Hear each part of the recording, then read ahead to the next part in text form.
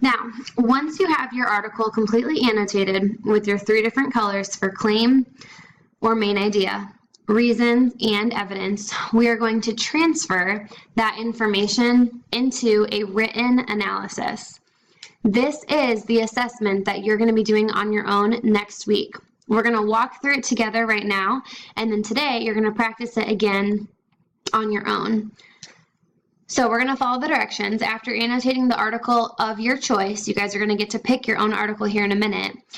Identify the author's main idea and analyze how they develop the main idea throughout the article. So we're not just going to explain what the author thinks, but also share whether or not we think they did so well or if their argument needs some improvement. So I'm going to be flipping back and forth between the article and my analysis, and we're simply going to fill in the blank. First thing we need to know is the main idea of the author.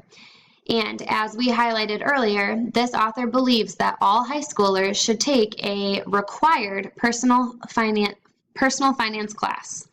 So in this article, the author's main idea is that all high school students should take a required personal finance class. We're simply going to fill in that blank. Then we need to analyze that a little bit more. The author develops this main idea through strong or weak reasoning, and then again through strong or weak supporting evidence and details. I think when I look through this author's article, we highlighted quite a few things. She only has 2 reasons. However, they're both really strong. She talks about what this has looked like in the past, what this looks like in different states, and a specific group of people that this could really help. So, in my opinion, this author has a pretty strong argument. I'm going to write that down. If you disagree, you can say weak. As long as you can explain your thinking, that's fine. So I'm going to explain. This author develops this main idea through strong reasoning and strong supporting evidence and details. I'm going to highlight my main idea as well as my answers to those questions so that you guys can follow along more easily. All right, now I'm going to jump into reason number 1. If we go back to our article, we see that the author's first reason is for students to have a required personal finance class is that they've never had this before. This has never been a requirement before, and therefore students really don't know how to manage their own money. So I'm going to transfer that over here. The author believes that, and I'm going to restate my main idea. All high school students should take a required personal finance class. I'm going to highlight that again as you guys fill in your own blank.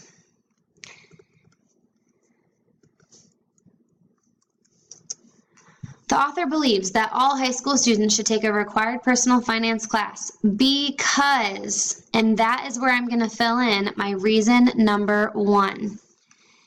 Because students, or I'm going to say because young adults need to learn how to manage money before entering the real world. That is my reason number 1. This reason is and this is where we're going to fill in. Is it a warning? Is it a story? Is it a fact? Is it an opinion? You're going to label it on your own. Based off of what I'm reading, I think that she's giving an opinion here. Some people would say that this is not a skill people need to learn. Others people would say this is. I'm going to say this reason is a strong opinion. She's a strong opinion of hers. And I'm going to repeat that again. It is strong because. So she's giving her opinion here, but I think it's a strong reason. And this is where I'm going to explain why. It is strong because. The author explains how important this skill is. It is practical information that all young adults need before they begin work, higher education, and life after school. So in my own words, I'm explaining why I think this is a strong reason. This reason is a strong opinion, but it is strong because the author explains how important this skill is. It is practical information that all young adults need before they begin work, higher education, and life after school. Those are all things that the author said in her article. I'm just putting them into my own words, and I'm explaining her reasoning more.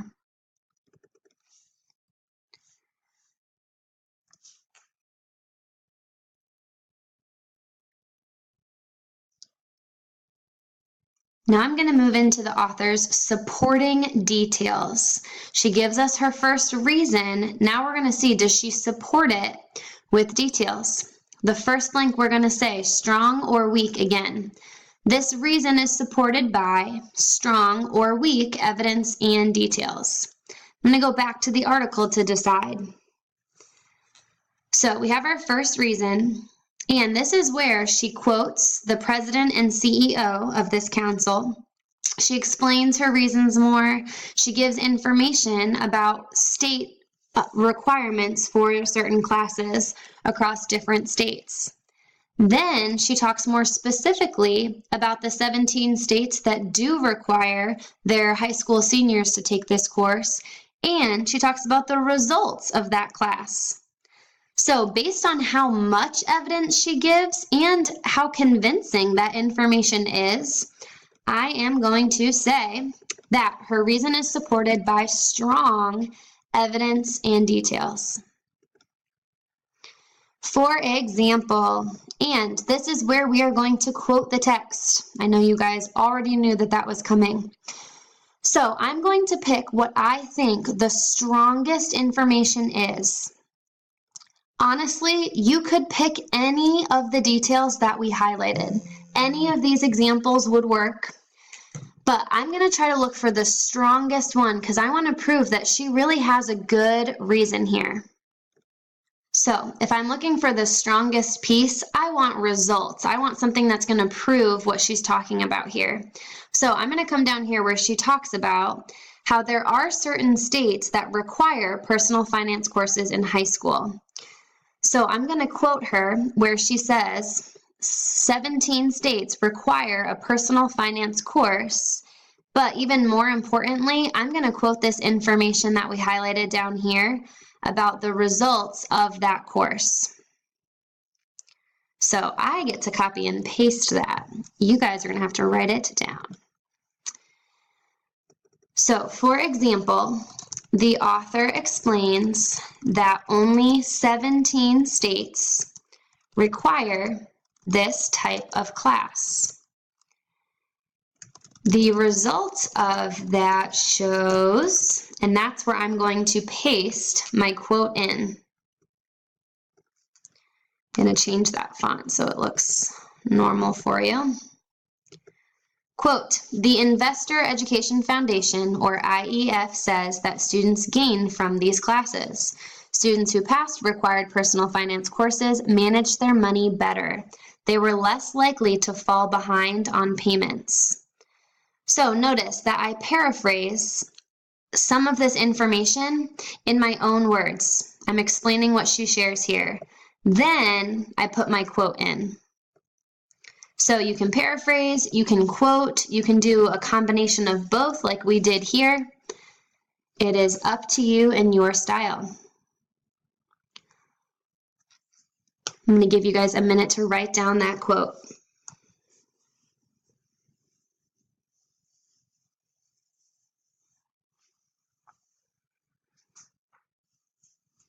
The next step, of course, is to explain that detail. This shows, and I'm going to explain, that the required personal finance class had positive results on its students. I'm simply going to explain, why is that quote important? What does it show? It supports the main idea because, and this gets a little repetitive, but it's important to explain our thinking. I'm just going to get rid of that line. It supports the main idea because it shows the positive results of having a required personal finance class. Students were able to understand and handle their money better than students who did not complete the course. Simply explaining it in my own words. Again, I know sometimes that feels repetitive, but it's important that you guys share with your audience exactly what you're thinking and how you're explaining it. So not only did we explain the main idea, but we explained, is it strong or is it weak? Then we explained her first reason. Is it strong? Is it weak? Then we explained the supporting details. Are they strong or are they weak? When you guys complete this on your own, you are going to do that with a second reason. Your article might have 2, 3, 4 reasons. You're at least going to fill out 2, okay? The last part I want to show you all, though, is the conclusion. And I'm going to go through this quickly because I only have a couple more minutes that this recording will let me share. But you can leave this up on the screen and copy it down. The last thing that you're going to do is explain the article overall. You're going to decide, was the article overall strong or overall weak? You're going to restate the main idea. All high schoolers should complete a required personal finance class in order to learn more about how to handle money before entering the real world. The reasons the author gives are strong, and I explain why. They explain the history of the issue as well as a specific group of people that this would benefit. The evidence and details are strong. They support the reasons and the main idea, and the author gives examples, statistics, and explained living circumstances. All of these details support her main idea that a required personal finance class is beneficial to today's students. I'll leave this up on the screen for you to follow on your own, but in a minute here, you are going to get the choice between one of 3 different articles. I tried to pick topics that you guys might be interested in. So choose one of those 3 different articles. If you choose a pro-con article, just choose one side. You can read the pro side or the con side. You do not have to read both. Then, once you read through that article, you are going to annotate the article just like we did with this one. Choose one color for your claim, one color for your reasons, and one color for your evidence and supporting details.